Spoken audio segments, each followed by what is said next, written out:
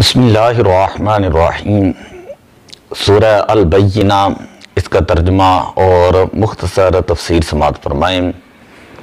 لم یکن الذین کفروا من اہل الکتاب والمشرکین منفکین حتی تأتیہم البینہ۔ اہل کتاب میں سے بعض کفار اور مشرکین اپنے دین کو چھوڑنے والے نہیں ہیں حتیٰ کہ ان کے پاس واضح دلیل آ جائے۔ رسول من اللہ یتلو صحفا مطہرہ، اور وہ کافر اور مشرکین جن کے پاس وہ واضح دلیل آ جائے، اس دلیل سے کیا مراد ہے؟ اس دلیل سے مراد وہ اللہ کی طرف سے رسول ہیں جو پاک صحیفوں کی تلاوت کرتے ہیں۔ پاک صحیفوں سے مراد قرآن کریم ہے کہ ان کافروں کے پاس اللہ کے نبی بھی تشریف لے آئیں، لیکن اس کے باوجود بھی وہ اپنے حسد، اپنے بغض کی وجہ سے اللہ کے نبی کے اوپر ایمان نہیں لائیں گے۔ فیہا کتب قیمہ، کہ جو اللہ کے پیارے نبی صلی اللہ علیہ وسلم جو صحائف کی تلاوت فرماتے ہیں، قرآن پاک کی تلاوت کرتے ہیں، ان میں معتدل احکام وہ موجود ہیں۔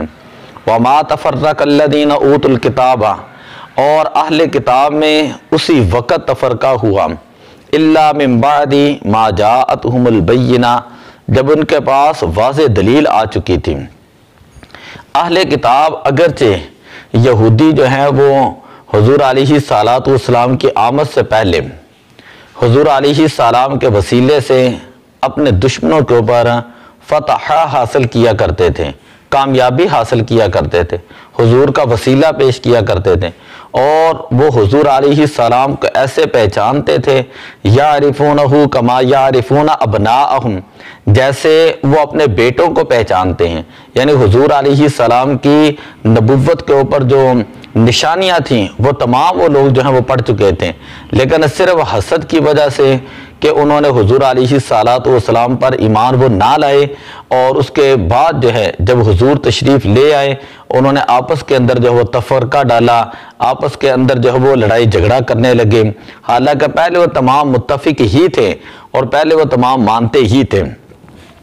وما امروا الا ليعبدوا الله مخلصین لہ الدین، اور ان کو صرف یہی حکم دیا گیا تھا کہ وہ اخلاص کے ساتھ اطاعت کرتے ہوئے اللہ کی عبادت کریں، حنفاء ویقیموا الصلاۃ ویؤتوا الزکاۃ وذلک دین القیمہ، ملت حنیفہ پر قائم رہتے ہوئے اور نماز قائم کریں، زکوٰۃ ادا کریں، اور یہی دین مستقیم ہے۔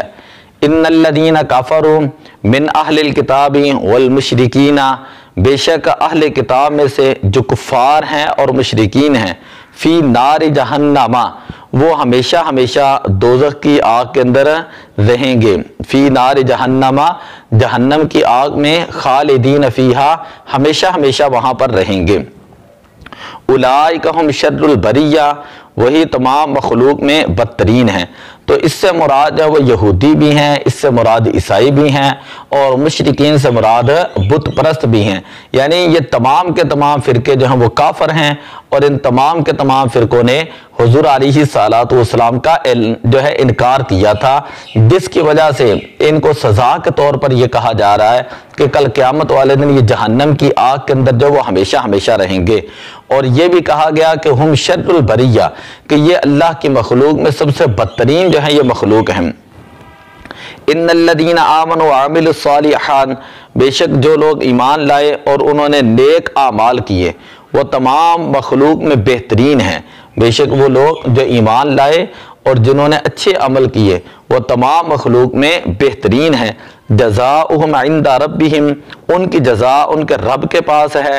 جنات عدن، جو دائمی جنتیں ہیں، تجری من تحتها الانہار، کہ جن کے نیچے نہریں جاری ہیں، خالدین فیہا ابدا، کہ جس کے اندر وہ ان جنتوں کے اندر ہمیشہ ہمیشہ رہیں گے۔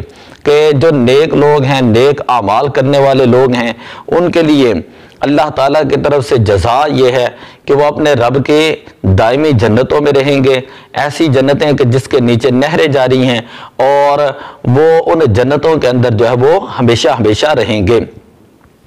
رضی اللہ عنہم ورضوا عنہ، اللہ تعالیٰ ان نیک لوگوں سے راضی ہو گیا اور یہ نیک لوگ جو ہیں وہ اللہ تعالیٰ سے راضی ہو گئے۔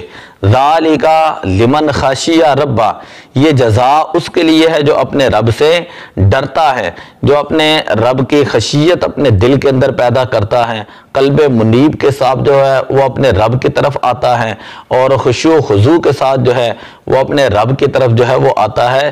یہ اللہ تعالیٰ جنت اور جنت کی نعمتیں اور اس کے اندر دوام اور استمرار انہی لوگوں کو عطا فرمائے گا کہ جو اللہ تعالیٰ سے ڈرتا بھی ہے اور اللہ تعالیٰ کے احکامات کے اوپر عمل بھی کرتا ہے۔ تو دعا ہے کہ اللہ تبارک و تعالی ہمیں قرآن کریم کا فہم عطا فرمائے۔ الصلاۃ والسلام علیک یا رسول اللہ۔